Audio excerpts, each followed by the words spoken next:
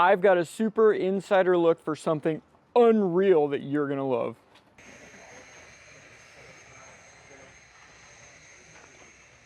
What? This plane was bought by World War I fighter ace Rickenbacker almost 100 years ago, and it's still flying today after 93,000 hours. This is my cuz, Tyler, on Evie's wife's side of the family. He works here at AeroMetal International, and apparently the Constellation is coming next month, and they're doing a full interior refurbishment. It's the only flying Constellation in the world, right? In the U.S. In the U.S. There's one in Australia. It flies occasionally, but this one's going to be touring the world, or the U.S. Every summer and more regularly. That's crazy. Oh, and I thought this was just like a cool piece of artwork in the shop, but apparently this is going in that airplane. And this is huge. Like, what, 12 feet? 10 feet probably? About 10 feet, yeah. And this is going to be part of the smallest compartment in the Connie. It'll be right behind the meeting table. The meeting table in the Connie? Meeting table in the Connie. What? 3 Challenger seats right next to it, display case right behind it, and yeah. So it's set up like a real high-end business jet where they have a big table, executive table, where they make like world-changing decisions and stuff like that? Yep. Okay, so are these drawers? What is this? Yep, those are drawers. I don't know if they have the slides yet. That's crazy. Yeah. And this is, you look and it's a honeycomb aerospace stuff. Yep, makes it lighter, makes it stronger. Oh yeah, look, they got the... Just about everything will be. You got the... Did you guys make this? Yes, we built it from scratch. Got the raw material and holy cow, shaped it and formed it, and yeah. That's pretty cool. And I mean, probably the belle of the ball right here. 55, 56, 310. I'm guessing there's no ox tank, so I'm guessing a 55. And I mean, how do you go wrong, right? Save the 310, that's what I'm talking about. Serial number 383, yeah, it's a 55. Yes. Still has like some of the old school. This big clothesline thing right here is actually an antenna. Is it the Loran antenna? Is that which one? Or ADF or something that nobody uses anymore. And this is where all your noise comes out. You put your money over there and it gets transitioned and transferred into the noise here, and it's worth every penny. And the way these sound is like a bunch of angry Harley Davidsons when it's idling. It's like, you know, it's really kind of silly that this is the plane I'm looking at the most in this hangar filled with like private jets and polished DC-3s and S&Js, T6s, Steermans, and other things. And I'm like, ooh, 1955 310. That's tan. No, seriously, this is awesome. And this little thing right here, the trim for the roll. The entire airplane can be moved with just this tiny little bit of thing here. Nuts. Wow. Okay. We're here at where your work. Walk us around, show us around what we're looking at here. I don't know where we want to start. World War II. Yeah, we have fighter trainer type thing. Yeah, a couple trainers. We have the advanced trainer for, in this case, the Navy. The S&J for T6, just Navy. It was trained for advanced. It was the advanced trainer, so it was the step just before you got your fighter. They call this the pilot maker because you either can fly this or you can't. And that was like, there's a go, no-go to getting into the fighter stuff. And the next step up from this is the P-51 Mustang, the Spitfire, the whatever, you know, the Bearcat and all that kind of crazy stuff that they used. And this being a Navy, it would have been like the Corsair and some of the Navy Corsair, type F6, stuff. yep, Yeah. F6F. Man, and it's metal. All of this is metal, except your flight control surfaces, the things that move. So this is all fabric, and here's fabric, metal, fabric. Isn't that weird? And the same with the ailerons over there. You can see that those are fabric. See where it's dark gray? metal, fabric. I still don't fully understand why that is or how that is, but that's what it is. And you got to see the pitot cover. That's awesome. That's too funny. Screaming chicken. Yeah, it gets your attention. You're not going to run into the pitot tube. Yeah, that's too funny. Oh man, can we take a peek up inside the cockpit? Yeah. Do we want to go around on the other side? Yes, the other side's going to be the best way to do that. Yep. Hey, and it's got oil in it. It's leaking. Yeah, exactly. And now remind me, this is a 985. Oh, this is the Wasp here. So we're looking at 1340. Oh, this is a 1340. Yeah. How many horsepower is this thing? 600 or something like that? I'm honestly not sure. Something close to that probably. Oh, takeoff horsepower, 600. Yep. Right there. There you go. 600 horse, 1,340 cubes. That's a lot of BTUs. It is. And a massive propeller. The weight of this thing spinning around. And a fun fact about it is every one of the 1340s has a penny right here. What? With the date that it was overhauled. You got to get a zoom in. That's an actual like penny.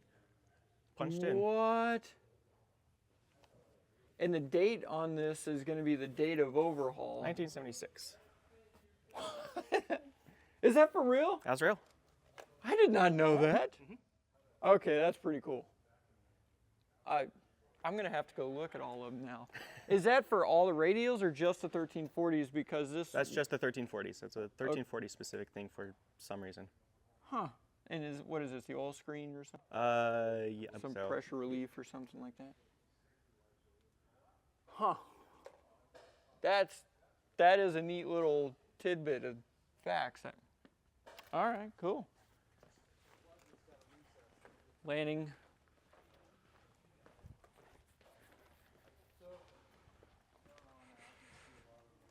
All right. And then your steps here, and then this is like your baggage compartment back here. It's tiny. Yep. So we go here, step. Oh, this one's outfitted pretty nice. Come on up. Yeah, it's been modernized. It's not. Yeah, I mean, we entirely got original. radios in here, transponder, yeah, audio panel. Yeah, shoot, this one's set up. This right here, this little lever down here, so this little red pump right here is if everything fails and you got to just grab this sucker and go pump like crazy. That's your wobble fuel pump. And then this is if everything fails on your hydraulics for your gear, you got to grab that sucker and pump it about 1,000,000 times. And what I've heard, and I've flown these a couple of times, Okay. and every time get in it, the trainer, the CFI teacher guy, he always says be really careful of this landing gear lever because apparently they're really easy to knock and Yes. drop the gear Yep. on this. So you got to be really careful you don't knock this. Any other really weird, interesting things happening in here? Not necessarily. The gear and flap indicators are just little notches that move with the gear. Does this one have the window? It does. It does. Okay, right here. So check this out. You can actually see physically, this is just a clear piece of Lexan, and you can see the gear whenever it goes down, they line up, and that's how you visually check if you have gears down and locked. So we flew with the canopies open. Yep. And I'd have my arm sitting out like this, like you're driving a pickup truck, and it handles like you're driving an old farm truck. It just feels like an old farm truck when you're flying it. It's real heavy and kind of lumbersome. Yep. And in landing it, I mean, it's a massively heavy airplane too. It's like 6,000 pounds or something like that, right? I don't know the specifics on it. Okay. Yeah, I just remember this being seriously heavy. Fun fact, Jimmy's World. Gonna brag a little bit. First tail dragger I ever flew, T6. Mine was a DC-3. Oh, that's pretty cool. Are you a pilot too? I'm not. I have exactly one log in a logbook, and it is 2 hours into Is DC3. it really? Yeah. Holy cow! Now that's okay. That's a heck of a way to start your logbook out. Yeah. That's, I was just doing a maintenance flight down to California, and the pilot on the flight happened to be a CFI as well, and goes, "You want to log it?" Yes. Yeah. Yes. Oh my goodness, that's too cool. Now, what are you guys doing with this airplane? What? It belongs to a private owner, guy who owns the hangar. We maintain it for him, and he comes out on weekends that he's in town and flies it as he pleases, and it just lives here, and we maintain it. Oh, that is super neat. What? Yeah, this is a cool airplane. And boost pump and all that. Okay, so story about my T6, the one that we're still trying to get all the way finished where we're flying it. It had been sitting for 12 years, and we had a fuel pump issue. The wobble pump was not working. I think the diaphragm or something in there was toast. So we only had the boost pump, and the engine-driven pump was not working as well. Okay. And the boost pumps are rated at some absurd amount of fuel, like 90 gallons an hour, because you flip the boost pump on and you can still do all of your stuff. So it has to be full past what it could consume. Well, when you're just trying to start it, that's a lot of fuel. So you go, boop, and then it's like, you got fuel everywhere. And that's what happened with ours. Okay. Is the engine-driven pump wasn't working, the wobble pump wasn't working. All we had was the boost pump. And I mean, it didn't take much. And then there was fuel pouring out and it backfired. The whole thing caught on fire. The fire went down to the ground and was burning underneath. And we're over there like with little rags, not a fire extinguisher within 100 miles of that thing. It was sketchy. Yep. Yeah. Yeah, it was. Okay, cool. Let's check out the next one. Steerman, but holy moly at the size of this tire. What does this tire go to? That's a bush tire for, that would be a huge tire. The standard DC3 tire, just 60 pounds of pressure. This is the tire off the DC3. Yes. Holy moly. And that's the brake drum That is yep. right there. Wheel bearings. We're gonna get our airplane nerd on here. Man, that's just 16,000 pounds is what this tire is rated for. Holy, that's nuts. How much does that tire weigh, do you think? Oh, I don't know, about yeah. 70, 80 pounds. Yep. And then we got yellow Steerman, another Navy airplane. The same guy that owns that one? Same owner. Before anyone got into a T6, this is what they practiced on. This was the primary trainer during World War II. Yeah. The pilot, the instructor, actually flies from the back seat, whereas the trainee and or any passengers nowadays sits in the front seat. In this one? And yes. But in that one, the main pilot is up front. Is up front, and the trainer's in the back. Oh, yeah, interesting. Okay. And I see, so that engine has a 600 horsepower, 1,340 cubic inch monster. This one is like, what, 300 horsepower and a 680? Yes. So it's essentially half the size of the T6. And it feels like it. Oh, yeah? Yes. You're not going to go fast in it, but you're going to have a fun time doing it. No penny on this No one. penny. No penny. Wooden prop. Brand new wooden prop. I was going to say, this is just a gorgeous, like, man. This is way nicer than anything I normally get around. Wow. That is neat. And now this one is all fabric. Frame with all fabric all over it. So all of the control surfaces, everything is fabric. We got. Yep. Yeah. Wooden spars. Really? Yep. I did not know that. We have a one out of a different Steerman over on the bench. I can show you. Yeah? Is it the staircase, the 2x4s over there? So Tyler's telling me that it's got wooden spars. And he's got one over there. I'm curious. I've never seen what holds the wings and the fuselage together. And is that the same with the bottom as well? I believe so.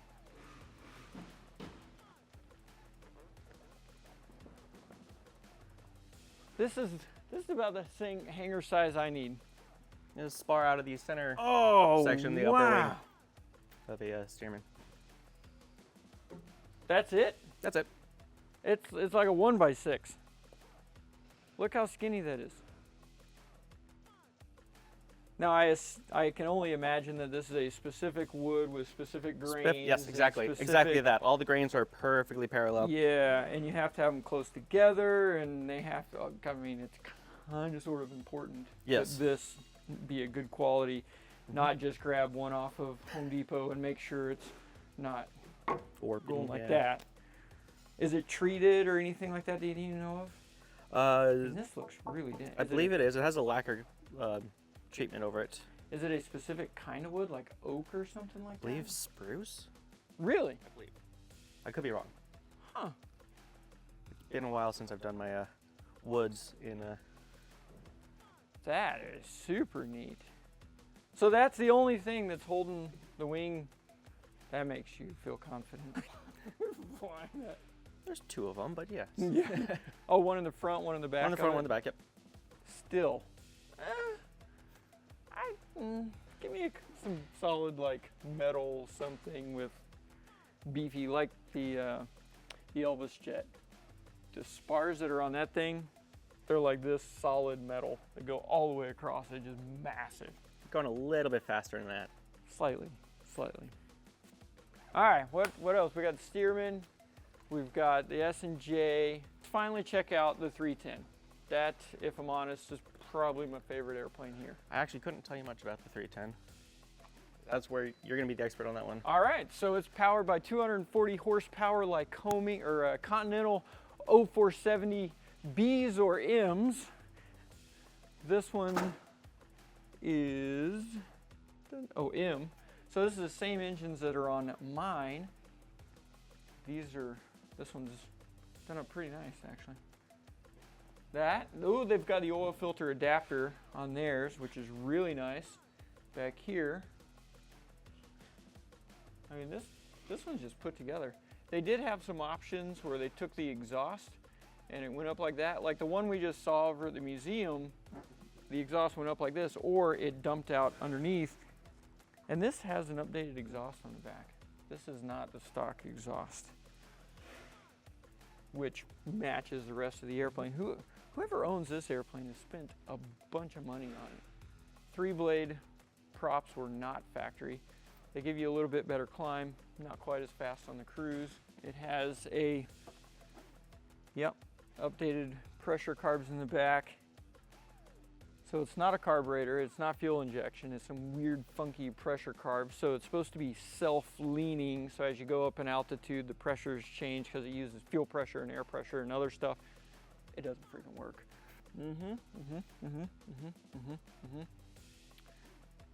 Whoever owns this, good job. So something I think you'll really appreciate on it, we just redid the entire interior. Oh, I'm gonna be so jealous. I don't even want to know. Oh my gosh, look at that. Just look at the door on this. May I? Yes. Oh, can you just, ×2 on this? Do the exact same thing? Oh man. It looks like he's probably updating all of his avionics at the same time. Yep, we will be. Oh, you guys are going to be doing that here in-house? We own this plane. This is the company plane, just bought. This is clean. Where'd you guys get this one? Montana. It's lived all its life in Montana. Okay, I was going to say, yeah, this one's clean. Whoever owned it, took care of it. It wasn't like that when it got here. What all have you guys done to it? I've worked on it for a whole month. Okay. That engine compartment didn't look like that when it got here. So you can tell this is From Spencer? This is nice. Two things. One is it's polished, so God bless the men and women that are covered in black whenever they do the polish on this thing. 2 guys for about 2 months to do the whole thing. Gosh, that's so nuts. Full time. Yeah, yes it would be. Yeah. And 93,000 hours. It is the highest time DC-3 in existence that we know of. It's the highest time airplane, minus I guess a couple of 747s, but and that's it. Yes. holds a couple of world records for crossing the North Atlantic. Oldest plane to cross the North Atlantic. Yeah. And every time it flies, it sets a new world record for highest time DC-3. Well, yeah, okay, that's fair. Yeah. That's nuts. Can we check it out? Absolutely. See what we got? Please. Welcome aboard. Welcome aboard. Want to remove your shoes? Oh, yeah, and this, you know your fancy stuff whenever you got to pull your shoes off. Oh, yeah. Wow. Pinky up, people. Holy crap. Holy moly. Like this. Luggage? Yep. Yeah, okay. Luggage in there. We got a lavatory in there. Oh, it's got a bathroom? Wow. That's a nice bathroom. Huh. I can tell you from experience, it's very nice to have on long-haul flights. I bet. I bet. Coffee? Yep. I see. Coffee heaters, warmers. Okay. Snacks can be stored up here. Yeah, okay. Yep. It hinges. Oh, what? Look at that. Come on. This is Ice chest hides down here. What? Get your fancy bottle of water. Look, this is crazy. That's just... Yeah, we built it to be a luxury. I mean, it's a private jet, except it's not a jet. It's cooler than a jet. Yeah, it is. Like, you show up and you show up. Yes. A couple times I've been sat in a jet center, right? And while the plane shows up and all the jets rolling in, no one looking up. The second one of these rolls in, everyone's head turns. And it is fun to, when they don't know that you're the mechanic. And so you just watch them, watch their reactions. It's, yeah. This is crazy. I mean, it's no Elvis red velour gold buckle interior, but my mind is still blown. Polished DC-3, beautiful interior. It flies still, all that. Like, you seriously are just balling at this point. You even got tables. And it's weird because it's slanted like this a lot, so I keep wanting to go downhill. Yeah, it's a tail dragger. On the ground it's 14 degrees.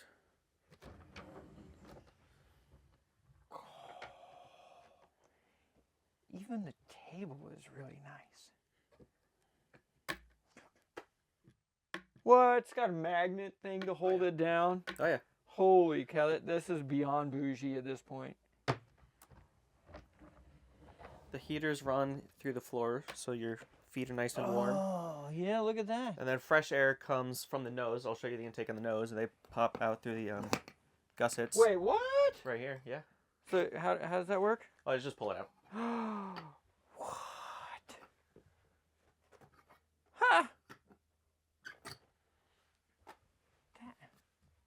Oh, this is like little storage, like little things.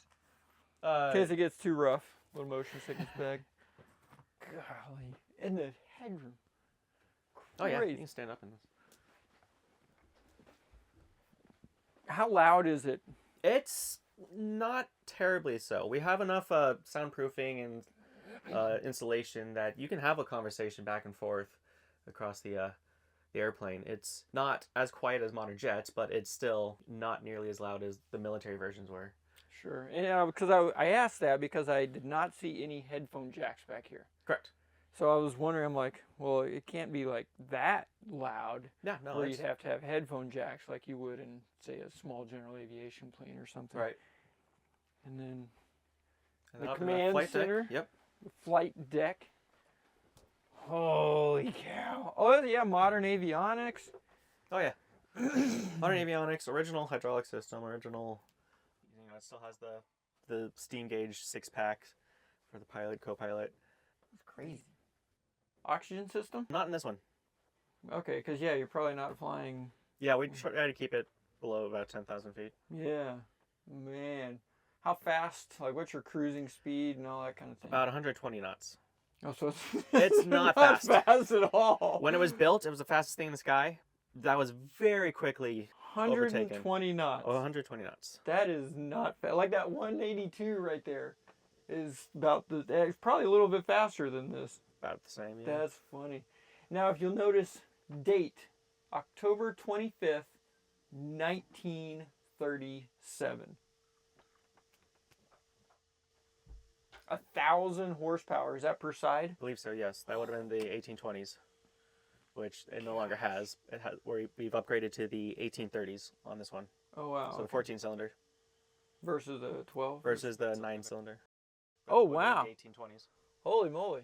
So this has got more than 1,000 horsepower per side then. A little bit. Wow. It's got about 1,100. This is too cool. Too stinking cool. And what, emergency So get it's, out? What is that? officially, it's called the mail door. To everyone who works on them, it's called the hamburger door. Yeah, because the prop Because the right prop up- is right on the other side. Yeah. And it, I don't know if it hits it when the prop is going or... It does. Does it really? I've heard stories that it depends on the plane, and the prop has to be spinning. Right. But if the prop's still, you can just clear it. If the prop is spinning, it will just nick the door. Golly. So yeah, don't. There you go. Right. Man. Well, neato. There's a couple more airplanes over here Yeah. to check out. Hydraulic reservoir right here. Yeah, you can fill it in flight. Is that this? That's the fill port right there for the hydraulic reservoir. Yeah. Just Why would you? ooh, don't want to do that. It's overfilled. Why would you need to fill the hydraulic? It's a little bit. I mean, it's not a perfect system. Well, especially since it was wartime, right? Right. If you got a hole in your system, you need brakes for landing. You need landing gear. You can dump fluid in, try to outfill the leak, right? Does it have engine oil as well? I think on the military ones they did, didn't they? Where they had kind of the same thing, a reservoir for engine oil. Not the DC Maybe not the DC-3s. On the big bomber stuff they did. bombers. Like the B-25, B-17 and those things. They have the big external tanks, but I don't think you can fill them in flight. Huh. I don't know. It was just... Not that I'm aware of. There you go. Very cool. 14-degree walk. To go backwards like this. Whoa, still going that way. Man.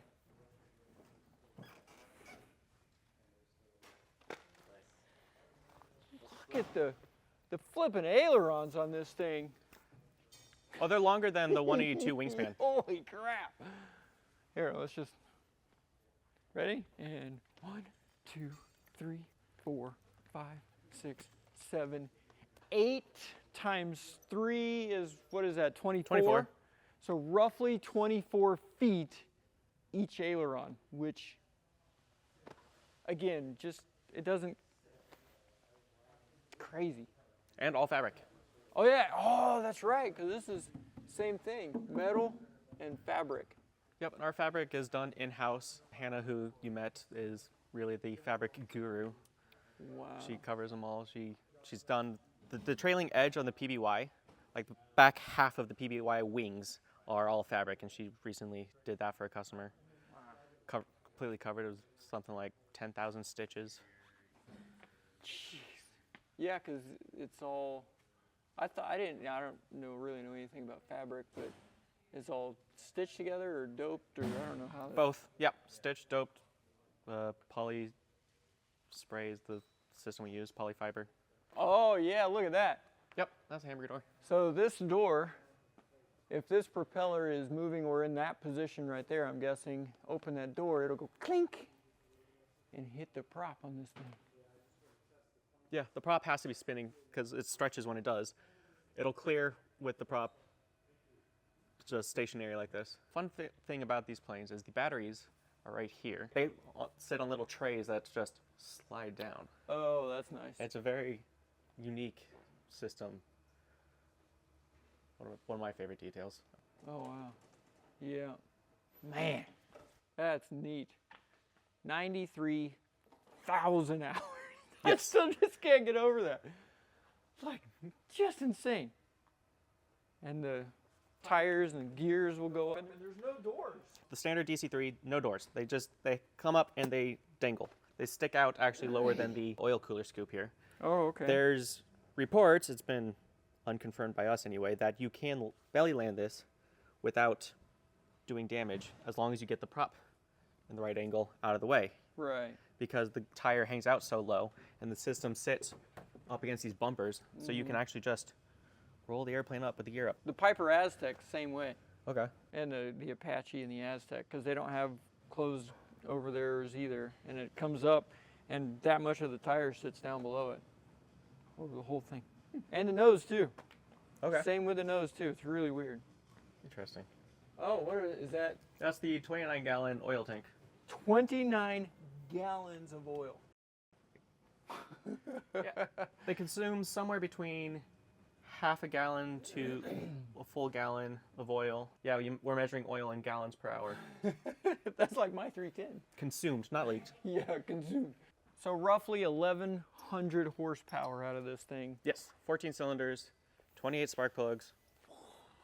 And there's 2 banks, right? So you have Yes, 7 in front and 7 in the rear. 7 and they're kind of sandwiched like that. Yep. Yeah, just crazy. And then propeller blade on this thing? These have what we call the pencil blade, so it's the skinnier propeller. Oh, and this is a skinnier propeller blade? Yes. Holy The crap. one outside has what we call the paddle blades, which is the fatter, more round, and they sound completely different. It's crazy. Really? Yeah. What's like deeper wall? I don't know. Even Yeah. know So with the paddle, you can hear it's more like a box fan. You can hear each blade passing by, whereas this is more just kind of a constant hum or roar. Oh, wow. Oh, and here is said Yep. Here's the restoration. engine that you can see how it's kind of like this on the cylinders.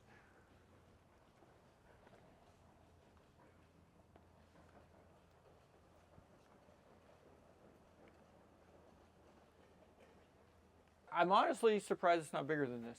I So, thought it would have been a This is a conversion, or this is an STC. okay. This is aftermarket. It's the Airwolf filter system, not original to any of these airplanes. They didn't even have a filter. They just They had have a screen. they right? have the screen. Yes, the Kuno filter is what it's called, which is a mesh aluminum plates essentially that filter out the big chunks. And now this airplane, you guys went totally rebuilding and everything, right? Yes, so it got stripped down to bare bones. It was all the lines got torn out of it. There's no original wires left in it. It's the main flight controls, all the control cables are all new. At one point, it was as naked of a DC-3 as you can possibly get. Just strip it down to a shell. Strip it down to a shell, exactly. Did a ton of structural work on it. We're putting it back together. It's got new electrical going in. It's got new hydraulic lines, which you can see snaking out here. So every one of these is all new. Yes. Oh my Lord. And there's just miles, and I don't know about miles, but there's There's a lot. lots. And every bend, every connection, all Yep. that stuff will have to be pressure tested. Like, Yeah, let me leak check, it's pressure just- check. it's just- the amount of work is just insane on a different level. Oh yeah. And all these through here, all that stuff. Yep. My goodness gracious. Oh, yeah, and here's bits. They cut it. And then you put your nut on first, don't forget. Yes. You put your nut on first. You learned that one real quick. Yeah, and then you put this little deal on there. And does this stay flat or does it get a flare on it? It'll get a flare. It'll get a single flare or double? Single. Single on this. So it'll get a single flare out, whoop, and then this will go up. That goes up, and then it tightens down onto smaller, but you have that will go on this end of it, and then the nut on there, and it will turn out to be like that. All right, okay. Oh, there's a wing. Yep. I mean, we got to check out the wing. Oh, there's 2 wings. There's 2 wings. Tips are off on them currently. I don't remember how many bolts specifically. There's something like 250. Well, hold on. Side. So each one of these holes is Each one a of those bolt. holes is a bolt that holds the wing on. It is an all-day job to put the wings on. And look, and it's a tiny bolt. It's it's about an AN4. 1, 2, 3, 4, 5, 6, 7, 8, 9, 10, 11, 12, 13, 14, 15, 16, 17, 18, 19, roughly 20 bolts per foot, and there's like this many feet. Yeah, it is a all-day job getting the wings on. How do you get that aligned? Do you have like dowels, or you just put one in, kind of move it around, and then? It's get the wings close, and then we have picks essentially to line up the holes, and then slowly bring it in just enough that you can get 1 or 2 bolts started. Once you're there, you pretty much have the whole thing aligned, and then it's just everyone go at it and start throwing bolts in, tightening the nuts. Yeah, Torque, we can see it right here. I guess I never thought about it, but right here is all of those bolts right here, right? Yes, yep, that's them. Man, this rib, It's false rib. called the false rib, I think just because it's not riveted in place. Okay. It's just, like you said, sandwiched in between. Yeah. But yeah, that's crazy. So then is the main spar There's 3 of them. right here, There's right here? Yep. 1, 2, and then somewhere 1, back here. 2, and then Right here. 3 right there. See, this is better than that wooden 1x6 Oh, yeah. of the And the Steerman. Steerman over there, in my opinion. These will put up with a lot of abuse. Yeah, I can even. I mean, they're imagine. still being used in Alaska for. Well, I just realized as well, the wing is outboard of all the engine and everything. So Yeah. that makes it really nice. You don't have all of the hydraulic and oil and everything else lines going all the way out. Yep, you have a couple wires for like the nav light. If it has boots on it, you'll have the pneumatic system for the boots, and then flight controls, which is 2 cables, and the flap rod. And then here's the other plate. So is this a jig, you guys? That's a jig for working on the wings. To make sure everything stays aligned and. So we have to. There's an inspection every 10 years? There's an AD mandating inspection about every 2,000 hours. 2,000 for the waffle plates. The stress of the wing is translated right through the flange and then through these plates. There's additional plates on the 3 spars that you can't see here, right, because they're covered up. So is it these small triangles? Exactly. We're basically measuring the relationship between these flanges and all of these waffle plates. Huh. And we have to shim them and adjust them. And then the final stage is to come in here and basically route all of the plates to using this plane as a reference. Weird. So this little triangle piece that's only about this big Yep. is your waffle plate, Waffle plate, yeah. that you have to then align with this plate. Yep. Yeah, basically we're aligning it with this and just using this as a reference. Guys, so that's your Yep. straight edge. Yep, Yep. exactly. Interesting. So I can see right now this one is definitely out. Yep. So you'll have to loosen it and then push it back in or something. We or actually just machine it back a little bit. okay. We've put this ring was in pretty bad shape, and so we've basically just put new waffle plates all the way around. Sometimes we can shim them out a little bit. It is mind-boggling to me that on some areas in aviation and airplanes, the tolerances on things that you wouldn't think would be super tight are super tight like Yep. this. Yep. Yet in other areas, it's like, ish. Yeah, you can Yeah. see a good example of that looser tolerance, right? These airplanes were all made really in a different era. And a lot of the tolerances on rivet spacing and rivet alignment were just like, you must fit 12 rivets between these 2 points, right? It didn't really call out the exact spacing or where the rivets need to go.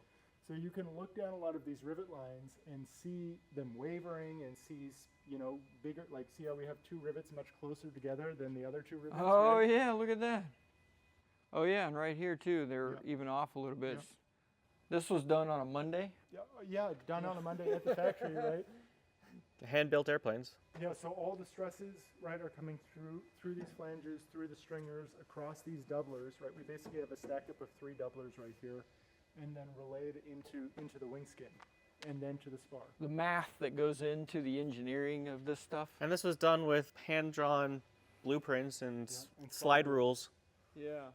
I was talking with one of the engineers of the SR-71. Mm-hmm. It was the last airplane made with a slide rule. Really?